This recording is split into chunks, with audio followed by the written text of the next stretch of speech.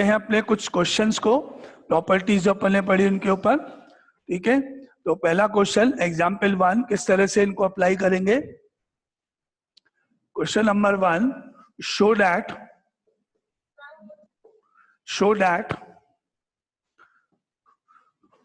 Column number 1 में 1 1 1, column 2 A B C, column number 3 B plus C, C plus A plus B is equal to 0। प्रूव करो कि इस determinant की value 0 है। अब आपको वीडियो और आवाज दोनों क्लियर है ना? Yes sir. Okay, yes sir. अब आपको इसके डिटर्मिनेंट की वैल्यू 0 लानी है, लेकिन इस डिटर्मिनेंट को एक्सपेंड नहीं करना है। जैसे अपन करते हैं एक्सपेंडिंग रो 1, एक्सपेंडिंग रो 2, ऐसे उसको अपन को एक्सपेंड नहीं करना है। बिना एक्सपेंड करे इसको प्रूव करना है अपने को। ठीक है, तो अपने पास ऐसा कोई स्टेप अपने को देखना है। हमने प्रॉपर्टी पढ़ी थी कि इफ एनी टू रोज और any two columns of a determinant are identical then the value of the determinant is 0। याद है, अगर किसी डिटर्मिनेंट की कोई भी दो लाइंस या कोई भी दो कॉलम्स आइडेंटिकल होते हैं तो डिटर्मिनेंट की वैल्यू 0 होती है।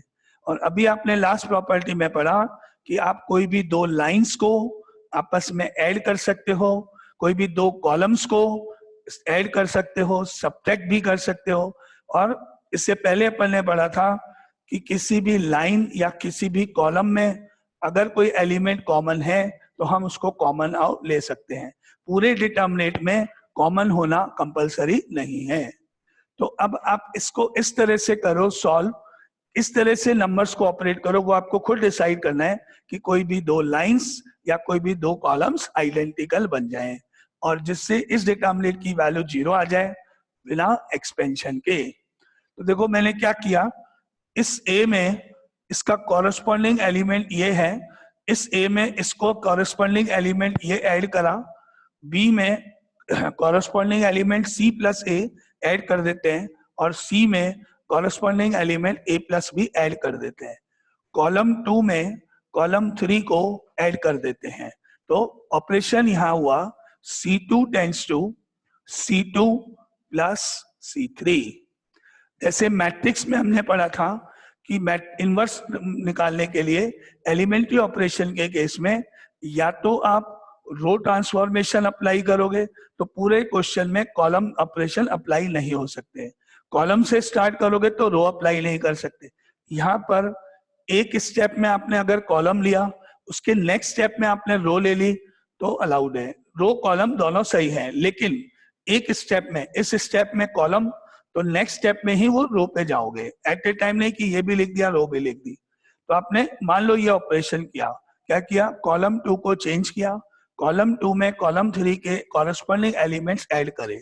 अब ये ऑपरेशन के बाद जो न्यू डिटर्मिनेंट यहाँ बना वो आप यहाँ पे लिखो। क्या बना नंबर, फर्स्ट कॉलम में 1 1 1 नो चेंज, सेकेंड कॉलम में ये सेकेंड कॉलम है, ये थर्ड कॉलम है, इस ए में कॉरेस्पॉन्डिंग एलिमेंट को एक में बी प्लस सी ऐड हुआ, इस बी में कॉरेस्पॉन्डिंग एलिमेंट ऐड हुआ बी प्लस ए, सी में कॉरेस्पॉन्डिंग एलिमेंट ऐड हुआ C plus B, column number 3 में no change B plus C plus A plus B. Any doubt, किसी को कोई डाउट? कॉलम 2 में कॉलम 3 ऐड कर लो, रिजल्ट को कॉलम 2 में लिख दो, या कॉलम 3 में कॉलम 2 ऐड कर दो और जो रिजल्ट है वो थर्ड में लिख दो। कोई भी एक आप स्टेप कर सकते हो। यहां तक चेक करो। ललित माइक ऑन करो। Yes sir. होमवर्क कहाँ है? सर वो सॉरी सर, मैंने वो व्हाट्सएप में डेट नहीं दिखी थी सर कि इस दिन सबमिट करना है सर। Sorry sir. पहले तुम्हारे पहले के दोनों होमवर्क भी लेट सबमिट हुए हैं। यस पहले सर। सारे होमवर्क अब तक तुम्हारे लेट ही सबमिट हुए हैं, टाइम पे सबमिट कोई भी नहीं हुआ है। बोलो क्या करूं? I will submit. मैं अभी आज छोड़ रहा हूँ, बाकी फिर हम आगे से मैसेज आप रोज देखते रहो, व्हाट्सएप ग्रुप पे हो तो सामने ही दिखता है, कोई मैसेज नया आता है तो जो भी आपको सीट मिल रही है, जो भी इंस्ट्रक्शन, बाकी सबका मेरे पास होमवर्क आ चुका है, तुम्हारा अभी बाकी है, तो अभी सबमिट हो जानी चाहिए ना आज।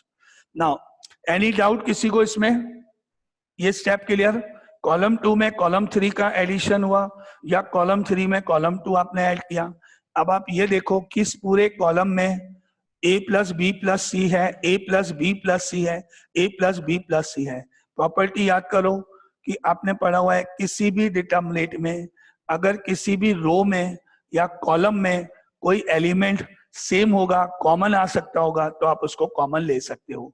आपने क्या देखा कि कॉलम 2 पूरा का पूरा completely a plus B plus C, a plus B plus C इस तरह से।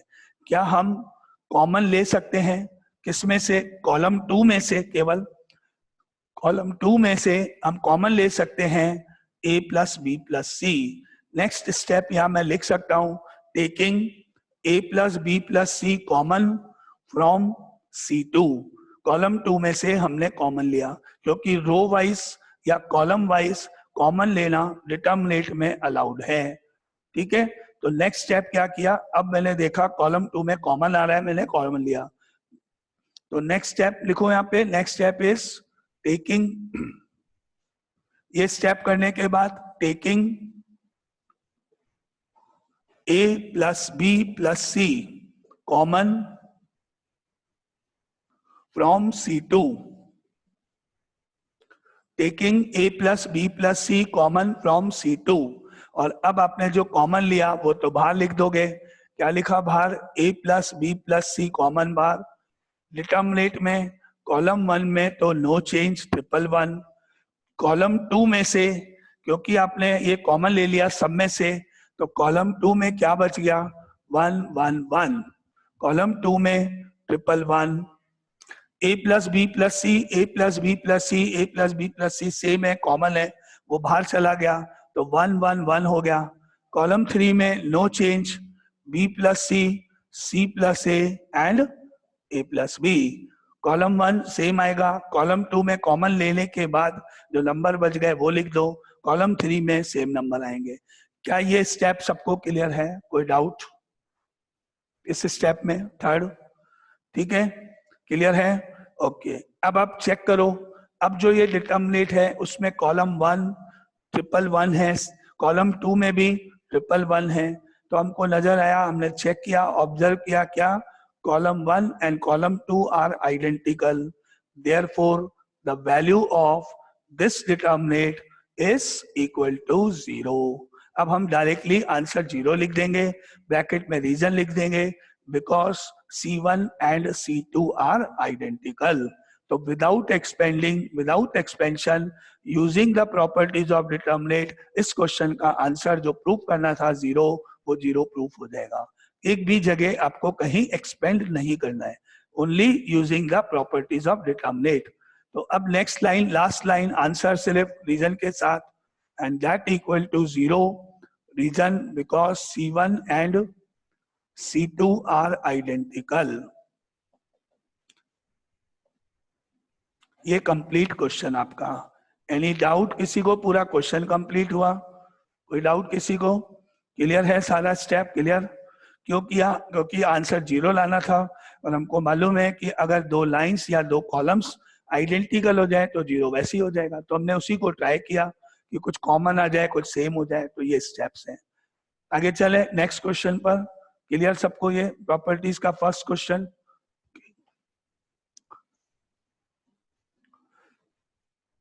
Now question number 1 complete. Question number 2 similar type का क्वेश्चन। एग्जाम्पल नंबर 2 समझ लो। आपको क्या करना है? शो दैट डिटर्मिनेंट में b minus C, c minus A minus B, ये कॉलम 1 में लिखा है, एंड यहाँ आ जाएगा c minus A minus B minus C, यहाँ है a minus B minus C minus A. इस डिटर्मिनेंट की वैल्यू भी आपको 0 प्रूफ करनी है। तो अब देखें इसमें 0 कैसे आएगा। एक क्वेश्चन को करने के बहुत सारे मेथड हो सकते हैं, बहुत सारे स्टेप्स हो सकते हैं, आपको जो इजी लगता है आप अप्लाई कर सकते हो। जैसे किसी ने R1 R2 को ऐड कर दिया और किसी ने R2 और R3 को कर दिया, सब सही है कैसे भी। तो आपको वही सेम, या तो कोई भी दो लाइंस आइडेंटिकल बना दो, या किसी एक लाइन में या किसी एक कॉलम में सारे एलिमेंट्स जीरो हो जाएं। If any row or any column of a determinant is completely zero, then the value of the determinant is also equal to zero. कोई भी एक लाइन अगर जीरो हो जाए तो भी वैल्यू जीरो हो जाएगी, और आइडेंटिकल हो जाए दो लाइंस तब भी सही है। कोई भी आपको सोचना है, थोड़ा सा दिमाग लगाओ। तो क्या करें इसमें अपन, अगर हम लाइन 1 को ले लें b माइनस सी, लाइन 2 को और लाइन 3 को, तीनों लाइंस को, R1 को, R2 को, R3 को, तीनों लाइंस को ऐड कर दें, प्लस कर दें, तो B minus C plus C minus A plus A minus B, ये तीनों ऐड कर दें। इसको देखो पहले, तो इस B से ये B कटेगा, माइनस C से प्लस C कटेगा, माइनस A से प्लस A कटेगा, तो ये तीनों जब ऐड हो जाएंगे, सिमेट्रिकल है, तो पूरा आंसर जीरो हो जाएगा। सिमिलरली ये तीनों नंबर्स जब ऐड हो गए, ये तीनों, तो minus A plus A, minus B plus B, C minus सी, ये पूरा कंप्लीट जीरो हो जाएगा। एंड सिमिलरली ये तीनों का एडिशन भी पूरा कंप्लीटली जीरो हो जाएगा। और रिजल्ट जो है, ऐड करके जो रिजल्ट आप लिख रहे हो, वो अगर आपने फर्स्ट लाइन में लिखा तो फर्स्ट लाइन पूरी कंप्लीटली जीरो हो जाएगी। एक तरीका, बहुत सारे मेथड है जो आप कोई भी कर सकते हो ना। अगर आप इस कॉलम में इसमें इसको और इसको ऐड करो, इन तीन को ऐड करो, b minus C plus C minus A plus A minus B, तो भी सेम है, तब भी आपका पूरा कॉलम 1 जीरो हो जाएगा। और पूरा कॉलम 1 जीरो होने पर value of determinant is zero. ठीक है, यहां तक। और भी स्टेप्स हैं, मैं ये नहीं कह रहा है सब सही है, तो अपन कोई भी एक स्टेप अप्लाई कर सकते हैं। C1 tends to C1 plus C2 plus C3, और R1 tends to R1 plus R2 plus R3। और भी स्टेप्स है, आप दो लाइंस ऐड कर लो, minus C plus C cut जाएगा, B माइनस ए आएगा। इन दोनों को ऐड कर दो, minus A plus A cut जाएगा, C माइनस बी आएगा। इन दोनों को ऐड कर दो, minus B plus B cut जाएगा, A माइनस सी आएगा। और बाद में माइनस कॉमन ले लो, A minus B, minus common ले लो, B minus C, minus common ले लो, C माइनस ए, और माइनस बाहर ले चला जाएगा, तो ये आपको लाइन 3 और लाइन 1 आइडेंटिकल मिल जाएंगी, फिर आंसर दियो। तो एक ही क्वेश्चन को इसको करने के बहुत सारे मेथड है, कोई सा भी जो इजी लगता है वो आप अप्लाई करो। तो लिख लो आप कोई सा भी एक स्टेप। सपोज मैंने यहाँ पे ये किया, R1 tends to R1 plus R2 plus R3, तीनों को ऐड करा, तो डायरेक्टली एडिशन, इसमें इसको ऐड किया जीरो, B माइनस सी में ये ऐड हुआ, ये ऐड हुआ, तो पूरी लाइन 1 जीरो हो गई। लाइन 2 में no change, C minus A minus B, B minus C. Line 3 no change, A minus B, B minus C, C minus A. ये स्टेप ऊपर आपने लिख दिया, क्या ऑपरेशन किया, तीनों लाइंस ऐड करी, जो रिजल्ट आया उसको आपने फर्स्ट लाइन में लिख दिया। अब आपको पूरी लाइन जीरो हो गई, बस यहाँ लिख दो is equal to zero, because R1 is zero. क्योंकि लाइन 1 जीरो है, इसलिए इस डिटरमिनेंट की वैल्यू जीरो हो गई। And proof, answer correct. Clear? Any doubt question 2 में? सबको क्लियर? कोई डाउट नहीं? बहुत सारे मेथड है, आपको जो चॉइस है लगा सकते हो। ठीक है, आगे चले। No doubt. Example number 3।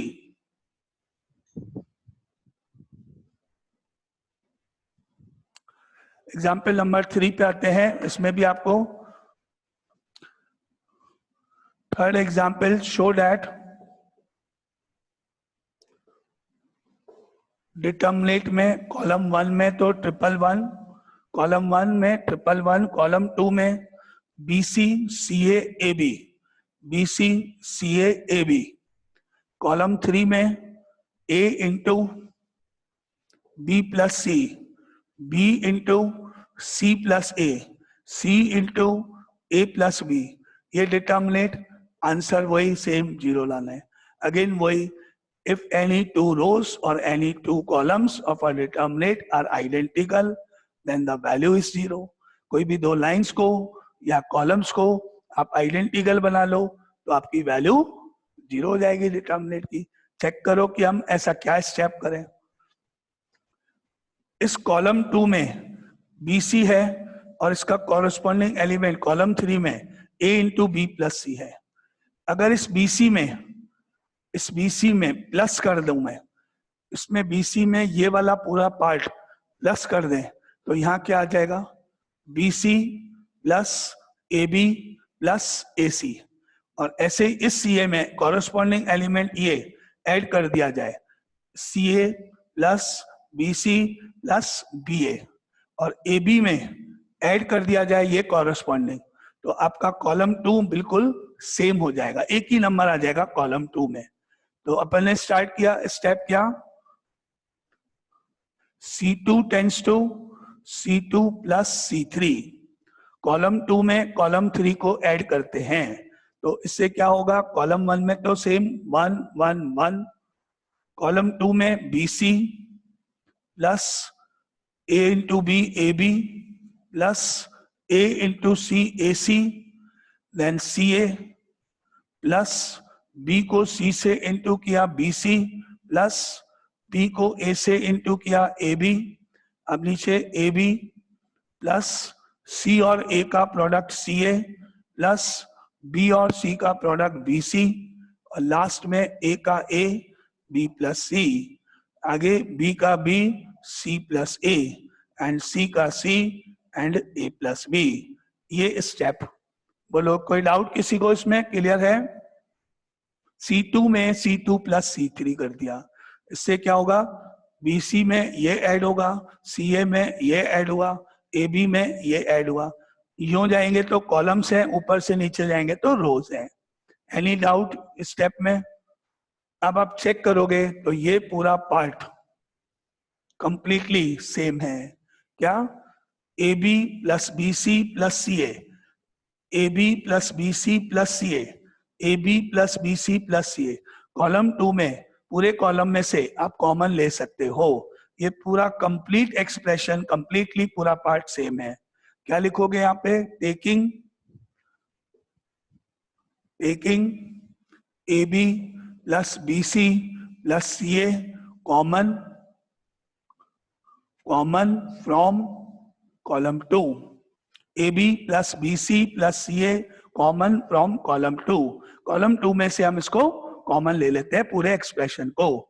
तो यहां पर इसको कॉमन ले ले तो क्या आएगा अब अपने पास रिजल्ट में,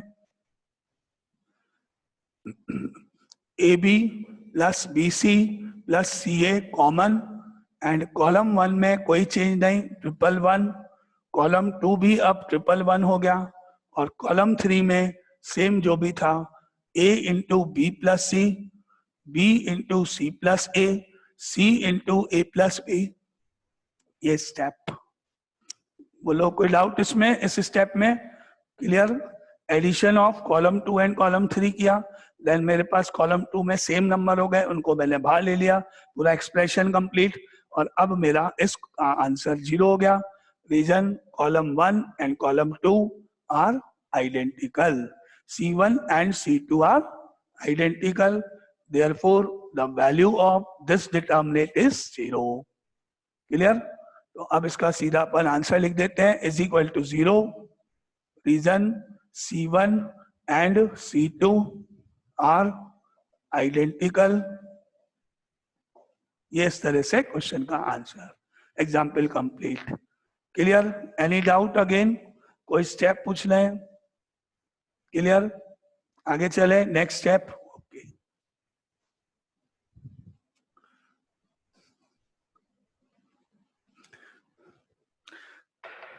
now next question is,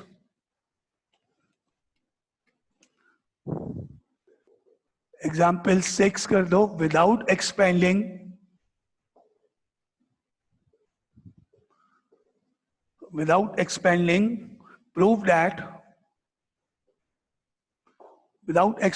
prove that determinant में x plus y, लाइन 1 में y plus z, z plus x, second line में Z X Y, third line में 111 और इज इक्वल टू में 0। अब अपने आप इस क्वेश्चन को आप ट्राई करके मुझे बताओ, करके 2 मिनट का टाइम आपके पास। बहुत इजी क्वेश्चन है, ट्राई करो और आपके स्टेप्स पूरे कर लो, फिर अपन देखते हैं इसको।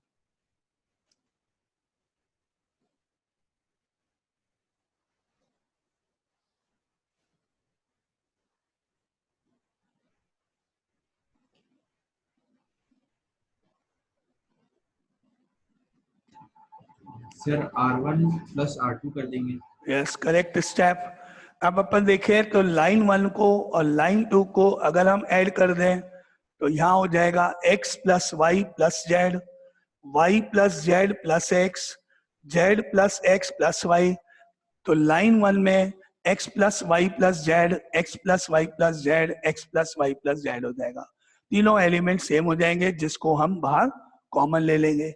तो पूरा फर्स्ट लाइन 1 1 1 हो जाएगी, फर्स्ट लाइन में तीनों 1 हो जाएंगे, और वो थर्ड लाइन के आइडेंटिकल होने के कारण पूरी वैल्यू 0 हो जाएगी। लिखूं मैं क्या step? R1 tends to R1 plus R2।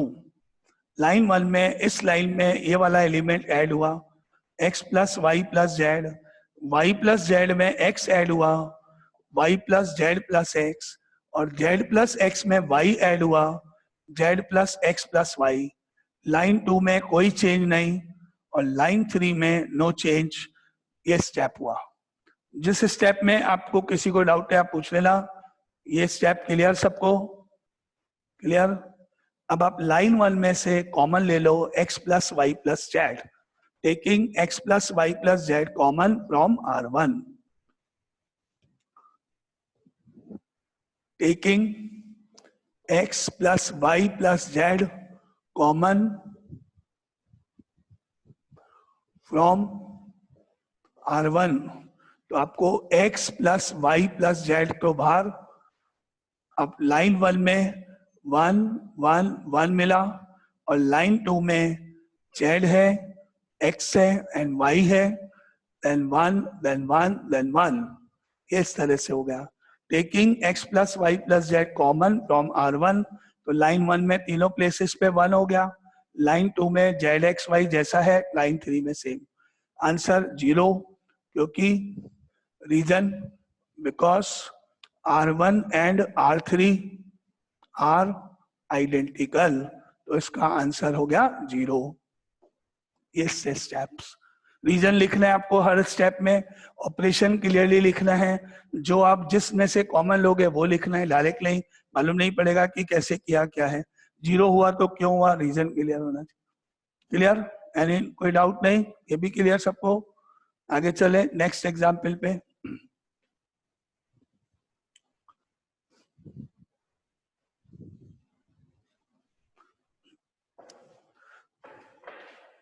Now next example is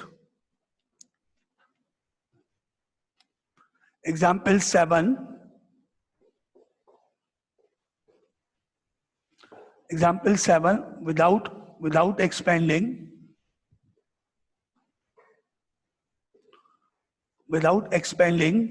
show that determinant of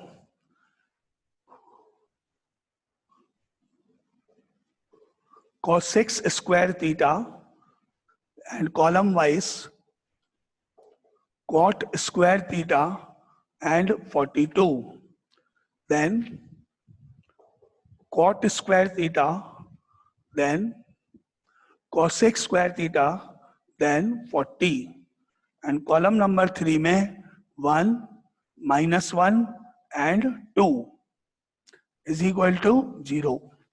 try करो अपने आप और बताओ कि जिसको आता है क्या स्टेप करें जिससे कि कोई भी 2 कॉलम्स या कोई भी 2 लाइंस आइडेंटिकल हो जाएं। ट्रिग्नोमेट्री यूज होगी, ट्रिग्नोमेट्री कोई आइडेंटिटी लगेगी इसमें। cosec स्क्वायर थीटा में और cot स्क्वायर थीटा में क्या रिलेशन होता है वो ध्यान रखते हुए, जिसको आता है वो बोलो। C1 tends to C1 minus। Okay, C1 tends to C1 minus C2। इसमें से आप इसको माइनस कर दो, cosec square theta minus cot square theta, cot square theta minus cosec square theta, 42 minus 40। Correct step. क्या स्टेप किया अपन ने? C1 tends to C1 minus C2। यहाँ लिखो पूरा शो करते हुए, cosec square theta minus cot square theta, cot square theta minus cosec square theta, 42 minus 40। ये आपको शो करना है यहाँ पर। कॉलम 2 में same cot square theta, cosec square theta and 40। Column 3 में सेम 1 माइनस 1 2। और अब आपको आगे का स्टेप बताना है। अब याद करो identity relation between cosec square theta and cot square theta. What is the relation between cosec square theta and cot square theta? Relation cosec होता है। square theta square theta minus cot square theta is 1. Yes, cosec square theta minus cot square theta is equal to 1. Identity होती है, ऊपर लिख रहा हूं कि cosec square theta minus cot square theta is equal to 1. ये reason है आपका। इस रीजन के कारण आपका नेक्स्ट स्टेप आया। ये तो 1 हो गया, लेकिन इसको ये कितना हो गया? क्योंकि इसमें cosec square theta minus cot square theta बनाने के लिए माइनस कॉमन लेना पड़ेगा।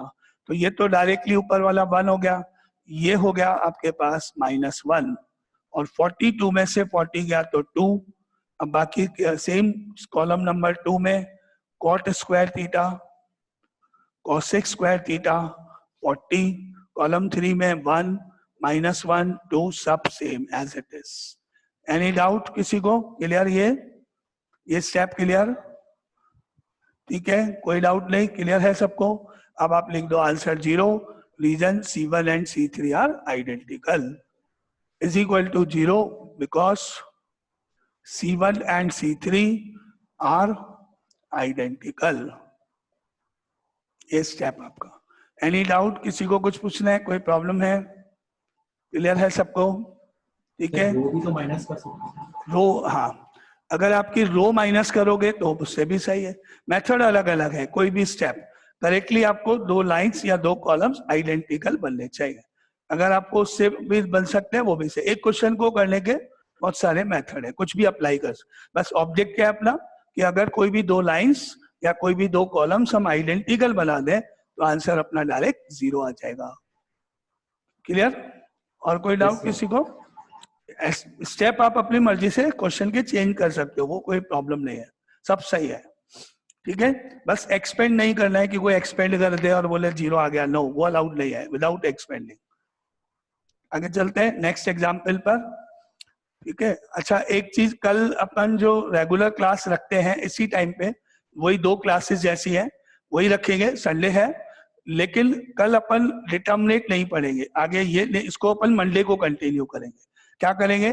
जो साइंस के स्टूडेंट्स हैं, जो आगे कंपटीशन की तैयारी करना चाहते हैं, जो मतलब उसके लिए कुछ पढ़ना चाहते हैं, वैसे ऑफ है बोर्ड की क्लास के अकॉर्डिंग तो ऑफ है। जैसे कॉमर्स वाले बच्चे हैं वो नहीं चाहते, या कुछ साइंस के हैं लेकिन उनको एक्स्ट्रा नहीं पढ़ना, एनसीईआरटी से बाहर की चीज नहीं पढ़नी, तो वो आप कल नहीं आओगे, उनके लिए सबके लिए छुट्टी है ना।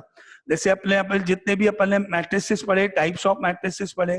फॉर एग्जाम्पल एक मैट्रिक्स होता है टाइप्स ऑफ में upper triangular matrix, lower triangular matrix. ये जो मैंने नाम लिए ये दोनों एनसीईआरटी के कोर्स में नहीं है, इसलिए मैंने आपको टाइप्स ऑफ मैट्रिसेस में नहीं बताया, बोर्ड में नहीं है। ऐसे ही इक्वेशंस को सॉल्व करने का जो मैट्रिक्स मेथड है x equal to a inverse b, उसके अलावा डिटर्मिनेट मेथड भी होता है जिसको हम क्रेमर्स रूल बोलते हैं, वो भी अपने एनसीईआरटी के कोर्स में नहीं है। तो ये जो पार्ट है ये नहीं है, तो मैं अपन कल इसकी क्लास रखना चाह रहे हैं क्योंकि वो अब सबने पढ़ लिया। तो जो साइंस वाले स्टूडेंट्स है जो इंटरेस्टेड है पढ़ने में, जिनको लगता है, फिर अपन उसकी ऑब्जेक्टिव शीट उसको देंगे। उनकी रेगुलर क्लास सेम टाइम पे सेम आईडी के साथ वही 2 क्लासेस रहेंगी। यस, आगे भी कंटिन्यूशन में हम इसी तरह से इसकी क्लासेस रखेंगे। मतलब आप ये समझ लो एवरी वीक तो हम कम से कम, चाहे वो ऑफलाइन हो चाहे ऑनलाइन हो, हर वीक में संडे के दिन 1.5 से 2 घंटे की इसकी कॉम्पिटिशन की क्लास रखेंगे, जिसमें जो टॉपिक अपन यहाँ पढ़ेंगे उसी से रिलेटेड एक्स्ट्रा पार्ट और शीट तो जैसे मैंने पहले भी दी थी 11 में, कुछ लोगों ने ही ली थी, तो वो अपन कॉम्पिटिशन की शीट साथ साथ करते जाएंगे। अब जैसे कुछ क्वेश्चन हैं जिसमें आता है, एक टाइम नहीं है, रैंक ऑफ अ मैट्रिक्स बताओ, रैंक ऑफ अ मैट्रिक्स। अब आपको एनसीईआरटी में नहीं है इसलिए रैंक का आपको मतलब नहीं है, तो वो ये कुछ टॉपिक्स ऐसे हैं जो एनसीईआरटी में नहीं है, बोर्ड में नहीं आएंगे, लेकिन आपके वहां जेई मेंस में काम में आएंगे। तो अपन कल उसकी क्लास रखेंगे। जो इंटरेस्टेड है कि हमको कुछ एक्स्ट्रा पढ़ना है, चाहे वो कॉमर्स के स्टूडेंट हो वो भी आ सकते हैं, ऐसा कुछ नहीं, अगर उनको इंटरेस्ट है तो पढ़ने का।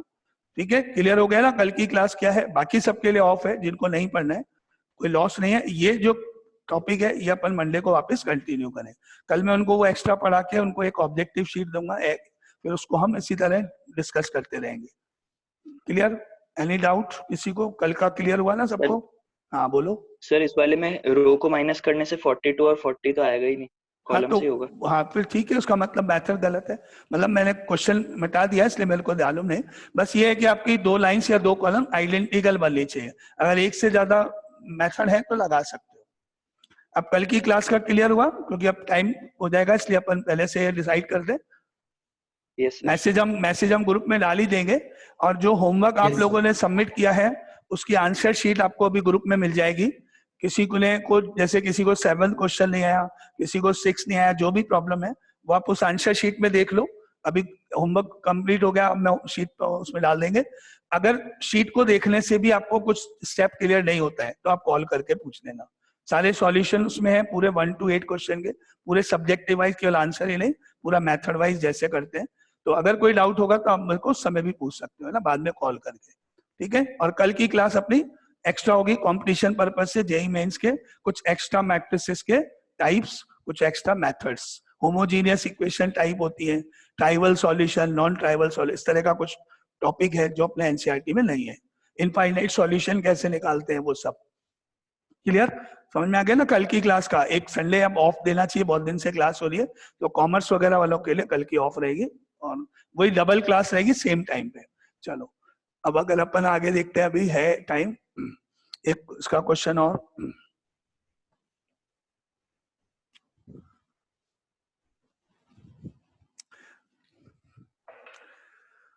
Now next question is find the value of the determinant. Example number 8.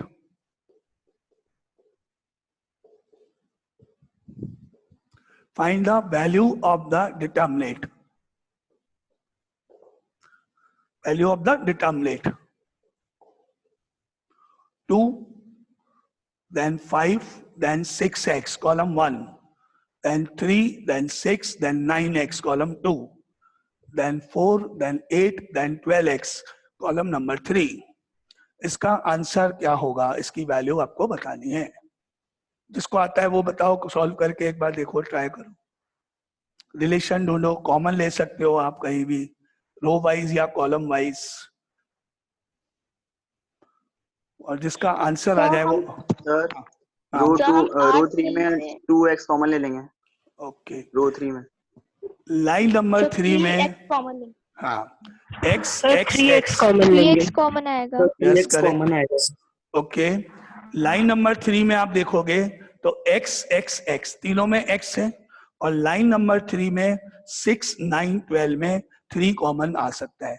Line number 3 में 3 कॉमन आ सकता है और x भी कॉमन आ सकता है। तो आपका स्टेप हुआ कि अगर हम इस लाइन 3 में से 3x को कॉमन लेना चाहें तो ले सकते हैं। तो आपने यहाँ पे लिखा taking 3x common from R3। R3 में से अपन ने 3x कॉमन लिया, तो delta is equal to line 1 में नो चेंज 2, 3, 4, लाइन 2 में नो चेंज 5, 6, 8। अब यहां से आपने 3x कॉमन ले लिया तो यहाँ 2 हो गया, इधर 3 हो गया और इधर 4 हो गया, ये स्टेप हो गया, और फिर इसका answer 0। R1 and R3 are identical. ठीक है, तो answer is 0 because of R1 and R3 are identical. R1 and R3 are identical. Clear? ये भी clear? No doubt? Simple question.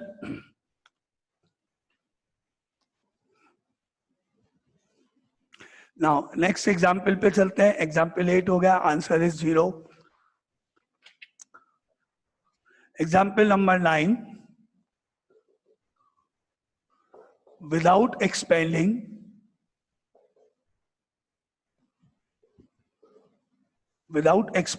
show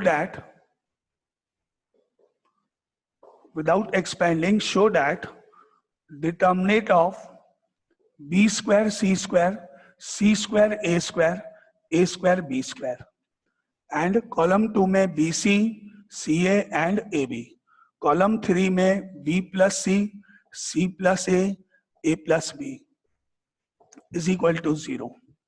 ये आपको बताना है कि इस डिटर्मिनेंट का आंसर 0 कैसे आएगा, प्रूव करना है. Without expanding prove that the answer of this determinant is 0. इसको आता है वो ट्राई कर सकते हो. कैसे करेंगे? B square c square a square b square, column 1 bc ca ab, column 2 और दिस.